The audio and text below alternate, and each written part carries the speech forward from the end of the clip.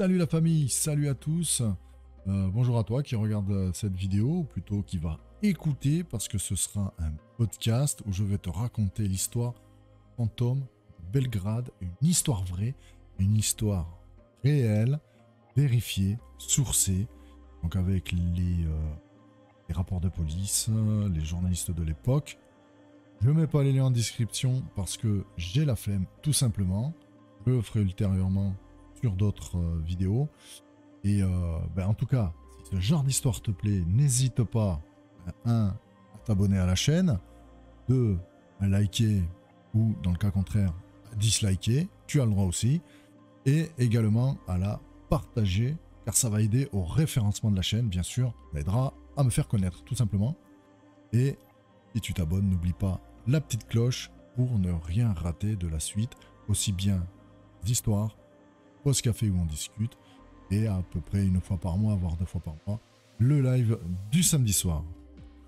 Sur ce, je te dis bonne histoire, à de suite.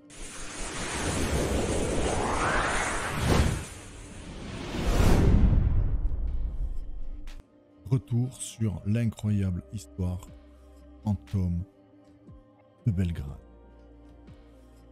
L'incroyable histoire, donc derrière ce titre intriguant, se cache en effet l'une des histoires automobiles les plus mystérieuses et passionnantes qu'il ait été donné de découvrir ces dernières années.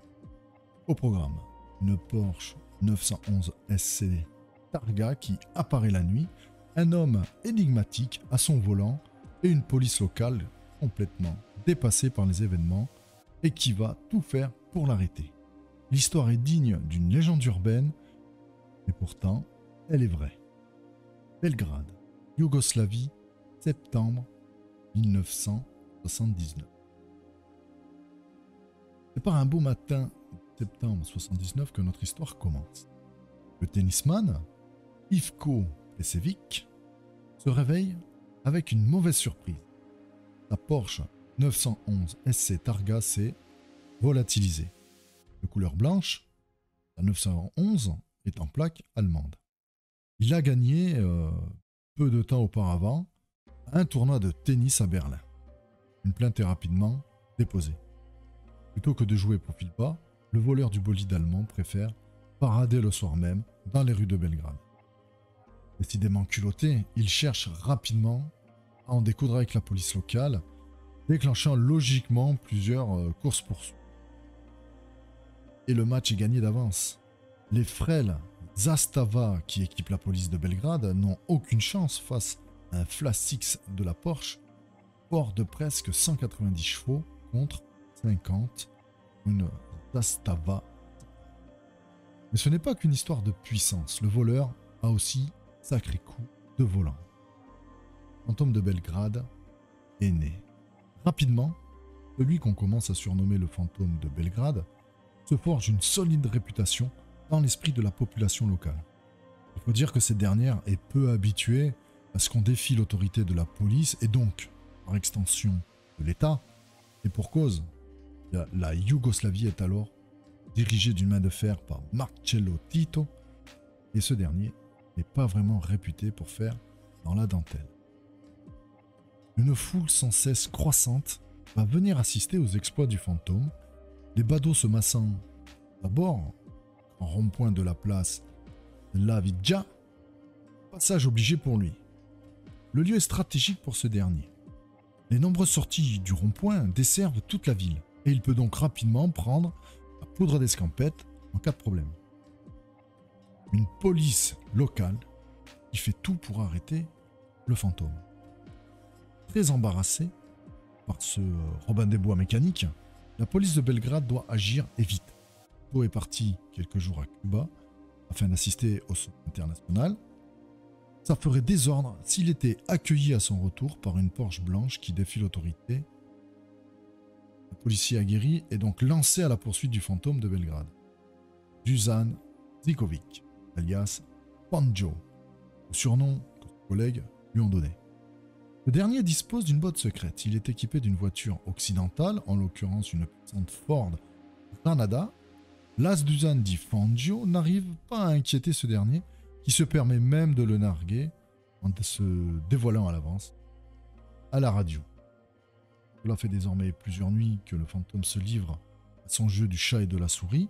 Pour la police, la mascarade a assez duré. Il faut faire cesser les agissements du fantôme vite, et peu importe, il n'en ressort pas vivant. Un plan est alors établi. La place Salvigia va être copieusement arrosée. Et toutes ses sorties seront bloquées, sauf une, évidemment. C'est ici que se situera le piège. Deux bus attendront en effet Tom, avec des policiers aux commandes, dont le fameux Fangio. Le piège se referme. Ce soir-là, le fantôme de Belgrade est de nouveau au rendez-vous. Il est attendu de pied ferme par une immense foule sur la place. Salvigia, on dit que près de 10 000 personnes ont fait le déplacement. C'est énorme. Mais aussi par la police. Dès son arrivée, et alors qu'il est poursuivi par Zastava, des policiers sirènes hurlantes, le piège se referme sur lui. Les bus, lui barrent la route et lui barrent également seule issue. Il arrive à sauter de la Porsche juste avant que s'encastre un bus. Par chance, il n'est pas blessé et parvient à rejoindre les badauds venus l'acclamer. Ainsi, noyé dans la foule, il arrive à s'échapper une nouvelle fois. Mais le répit, hélas, est de courte durée. Comme de Belgrade. Son nom est finalement balancé par une petite frappe et il est rapidement appréhendé. On découvre alors sa véritable identité. Il s'appelle Vlada Vazijevic et il n'en est pas à son coup d'essai en vol de voiture et il n'a que 29 ans. Un dénouement tragique. Surnommé Vaza Opel, marque de prédilection pour le vol des voitures, ou encore Vaza, très difficile à prononcer, KLJUC. Alors je ne sais pas si on dit Juk, clé dans sa langue. Pas besoin de vous expliquer d'où vient ce surnom. Vlada est rapidement incarcéré. Il passera environ 2 ans et demi derrière les barreaux, finalement relâché. Il ne profitera malheureusement pas longtemps de sa liberté. Il est victime d'un accident de la route, au volant d'une Lada volée, dans des circonstances qui restent encore aujourd'hui obscures. Beaucoup pensent qu'il a été victime d'un piège, et les regards pointent logiquement vers les autorités yougoslaves qui auraient pu vouloir faire payer ses provocations. Et pour tous ces exploits auront duré 10 nuits. On ne connaîtra jamais les motivations, comme de Belgrade, du risque, tâche politique, place, et seules quelques images d'époque subsistent aujourd'hui. Quoi encore renforcer la légende comme de Belgrade. Si cette histoire t'a plu, n'hésite pas en commentaire à donner des sujets sur lesquels qu'il y ait d'autres histoires. Moi, j'ai fini pour cette semaine et je vous dis bon rendez-vous. Passez un bon week-end et une bonne semaine.